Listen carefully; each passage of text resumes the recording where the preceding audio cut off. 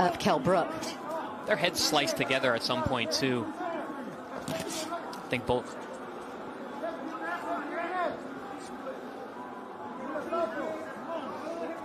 And maybe that was caused by that clash of heads. Here we go again. Yeah.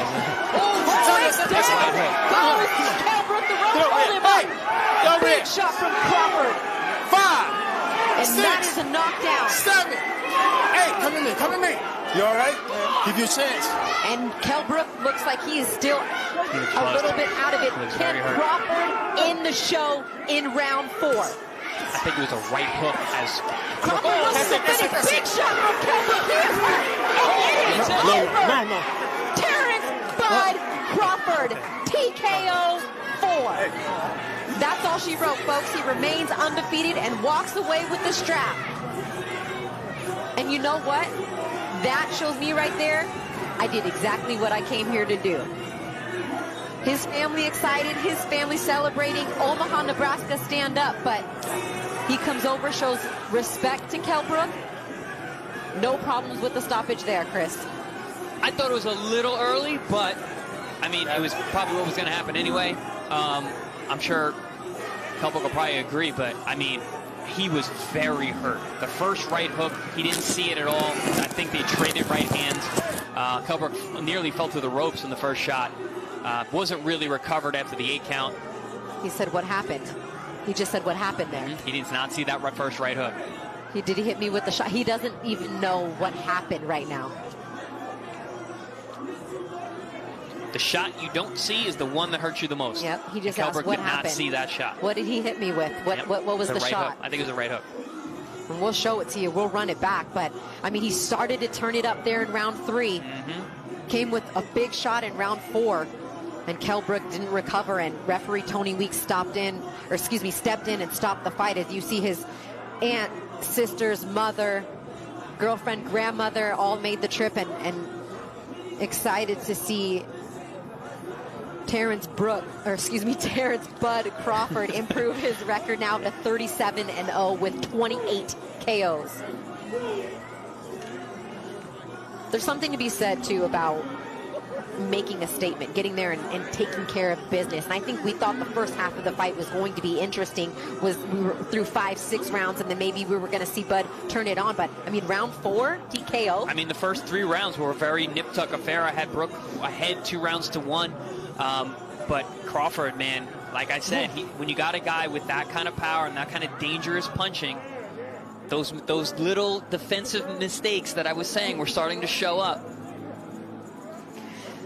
And there's nothing you can say bad about what Terrence Crawford just did. You can say that Brook's not the same, that Brook is not the same kind of guy, but then Terrence goes in there and does exactly what he should do in that sense. Well, it's a statement win. It's not just getting the win. It's not just beating the guy. It's doing it in such an amazing fashion that it's a real statement. And when we look at the numbers, you know, he landed some more punches, somewhat power even, but punches. the power punches are really the different. Brook didn't really land anything other than the jab.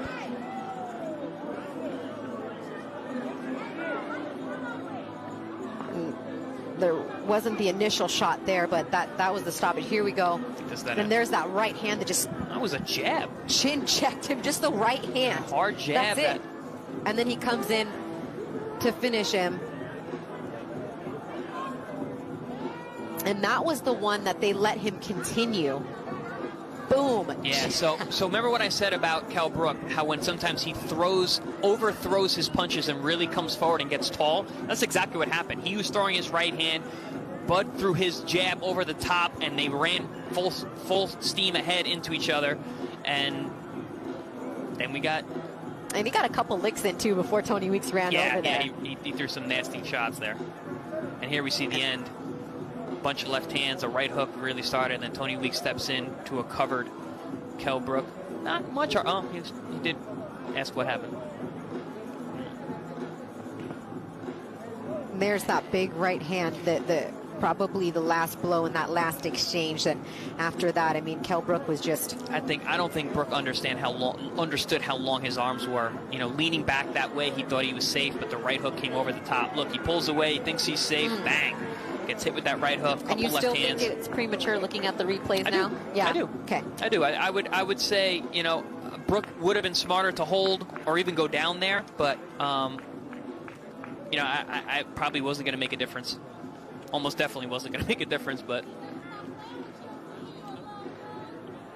And that is a bad man right there. He closed the show, and now at welterweight, he has knocked out every opponent since moving up to 147.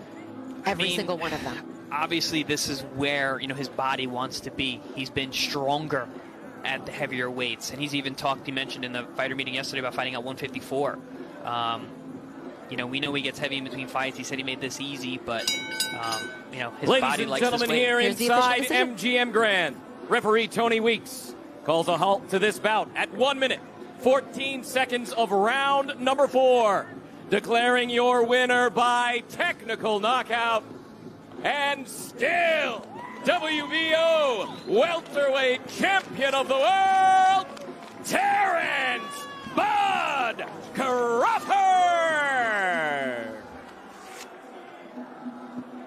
And still undefeated, Terrence "Bud" Crawford taking that belt back to Omaha, Nebraska, improving his record to 37-0 with 28 KOs. And can we please get a marquee big signature matchup in 2021? He is begging for it. The boxing world is begging for it. And I really hope that if we just keep putting it out in the atmosphere, it will happen. But in the meantime, line him up. He's knocked him down. That's all Bud Crawford can do. And once again, victorious tonight in spectacular fashion, round 4. That's a bad man right there. And here we see right from the outset, we saw some great work from Kell Brook early, especially in rounds 1 and 2, where he was able to find a nice range with his jab, was able to land some nice solid shots on the pound for pound Terrence Crawford. And then round 2 and 3, Bud started to pick it up, made an adjustment and started fighting from the southpaw position, and that's where we see that little right jab, right hook combination that caught Kell Brook as he was throwing his right hand, had him in a world of trouble, nearly went through the ropes. Bud, being the great finisher that he is, jumped all over him, throwing heaters there, landing big shots, and Tony Weeks stepped in, stopping the fight. In round number 3, declaring your winner by TKO, Terrence "Bud" Crawford. And there's nothing else that you can ask from that man than to continue to dismantle every opponent that you've put in front of him as he pleads and makes his case for that signature matchup. And he did that tonight in tremendous fashion. We're not talking about winning a 12-round unanimous decision. We're talking about him turning it up, starting to pick him apart in round 3, and then just land that short, quick right-hand shot that was a variation of a short right and a jab there with the right hand that hurt. It was like Kell a hook Brook. jab, yeah, power jab, but impressive performance from Terrence Crawford. Didn't take him too long, and all this slow starter stuff. I mean, round 4, that's pretty quick. Well, you know, we said it. I said it. Well, before, no, you know, he's an analytical fighter. He's analyzing. He's crunching the data as he's collecting it 100%. to figure out how to dominate, control, really control, and then stop his man. All right, we're going to hear from the champ, Terrence "Bud" Crawford, alongside ESPN's own Bernardo Osuna.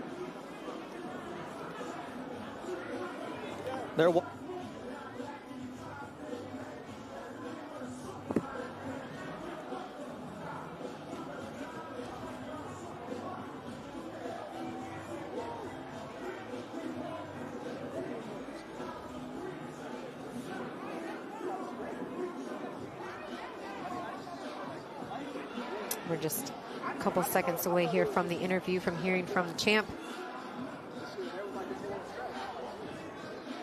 Congratulations to Bomac, Red Spikes, Isao Dieguez, the whole team there. With Terrence Crawford, he's got that special connection with all 3 of the guys in his corner.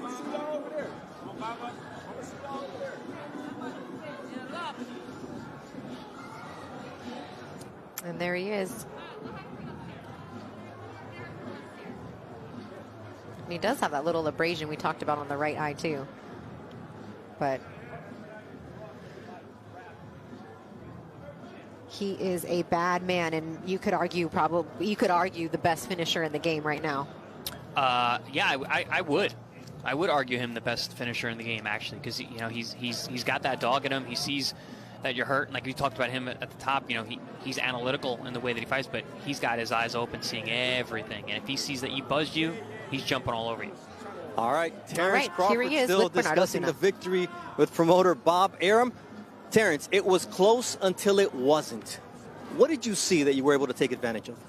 Well, I was just trying to gauge the distance. You know, he had good distance, you know, and I was trying to find my rhythm in between, you know, getting my distance together. And, you know, that's why it was so competitive at first. I couldn't get my shots off. What adjustments were you able to make to finally get to, Kell Brook? Well, you know, just step forward a little more, throw a little more punches, but not too much. And I caught up with him a couple of times. I know that you always talk about having to excel the expectations for you. Well, you did tonight because it took Errol Spence 11 rounds to beat him, and you did it in 4. Does that mean anything to you? Not at all. You know, it was different fights, you know, different, years and whatnot. But Kell's a tremendous talent. I can't take nothing away from him. He came and he tried to take my title. He was in shape. He made the weight. So there was no excuses to be put on the table. He just came off of 3 wins, not coming off of a loss. So he had his confidence up, and he lost to the better man tonight. You've been clear. The names you want are Manny Pacquiao, Errol Spence. How do you make that happen? Let me tell you something, and I mean this. Spence and Garcia are fighting December 5. If they really want to make a big pay-per-view, I'll put Terrence Crawford in with both of them, one at a time, and he beat both of them the same night. He is far and away the best welterweight in the world. He goes back to the great welterweights like Ray Leonard and Tommy Hearns. He would have been competitive with them. The welterweights around now are not competitive with Terrence Crawford. And Bob, you know that what made that era great is that everybody fought everybody, and you were able to make the fights with the heavyweights, Deontay Wilder and Tyson Fury, twice. Will we see blood in the ring with Errol Spence in the near future? Errol Spence will try to avoid Terrence Crawford as long as he can because he knows he can't beat Terrence Crawford. You saw the performance tonight. I mean, he'll take out Errol Spence in about the same number of rounds like he took out Kell Brook. Now, we all want to see that fight. I know you want that fight. There was a lot written this week. Where are you, Terrence, in terms of your future? Well, I'm looking to secure a Pacquiao fight. You know, we was close to securing a Pacquiao fight prior to this fight, but being that the COVID, you know, was getting out of hand, the fans couldn't attend the fight, so we had to put a halt to it, and that's when we decided to go with Kell Brook. He was the next available known welterweight that was available to fight, so now we're going to go back to the drawing board and try to revisit that fight with Manny Pacquiao. We all know that with Pacquiao, it's money. Bob, is it all there for this fight to finally happen in 2021? I know Terrence has wanted it, you wanted it. The money was there. It had been committed. It was a fight that was going to take place in a country in the Mideast. And then the Minister of Health in that country said, you can't